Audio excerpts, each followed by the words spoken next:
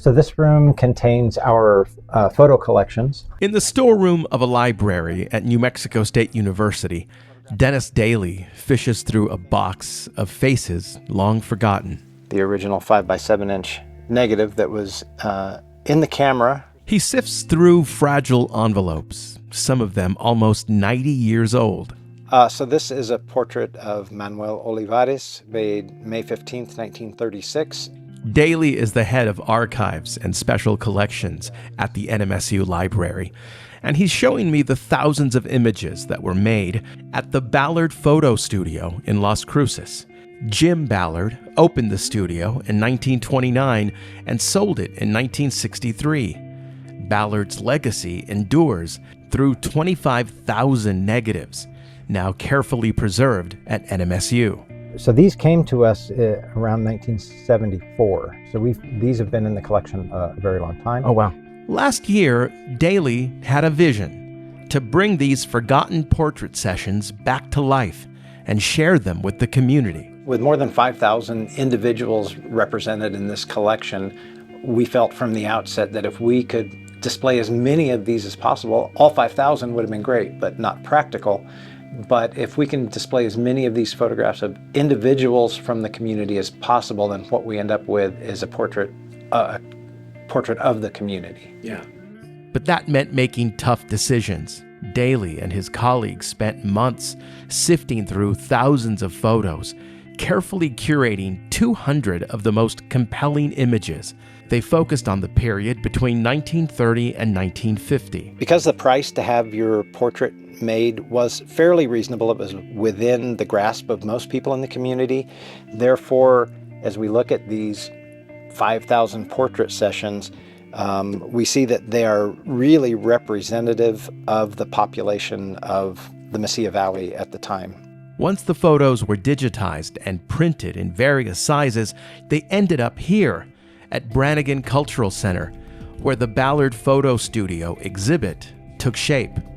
It's just really, for us as an institution, it's been really great being able to provide a platform for the university to showcase these exhibits, because it's a little hard to get to the archive on the campus. Right. Whereas here, we're a public facility, we're open, 32 hours a week. And so it's really easy for the public to come here and see the exhibit. And the response has been really overwhelming. Jennifer McClung is the exhibit curator here. Jennifer got help from Annalisa Torres, who's also an exhibits curator. Obviously, since it's dealing with people's past and their relatives, we've gotten a large emotional response, even from those who are not from Las Cruces. They've found a really deep connection with the photos of people on the wall, and also just there's been a big response in the array and kind of diversity within our collection.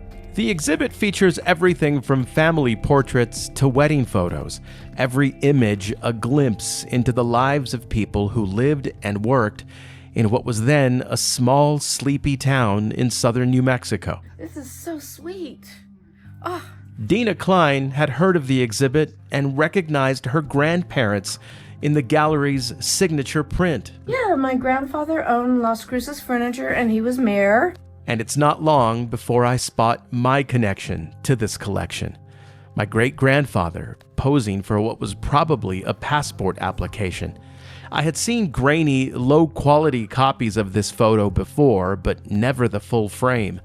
Here, the details of his face are sharper than ever, his expression stern and serious.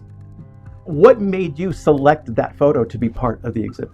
It was just a striking photograph of a person with very striking features, and aesthetically, we thought it was a beautiful photograph. We didn't have information on who that person was. The only thing written on that negative envelope is the last name, Olguin.